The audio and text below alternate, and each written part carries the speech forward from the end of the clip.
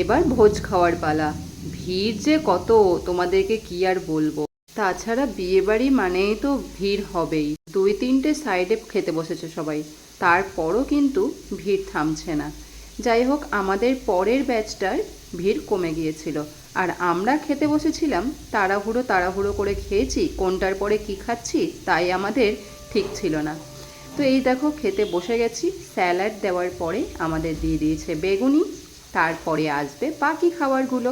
তো আমি সেভাবে ভিডিও করতে পারিনি বাকি খাবারগুলোর, কেননা পাশেই ছিল আমার ছেলে আর বর্মশাই ছিল ওই পাশে, দেখতেই পাচ্ছ।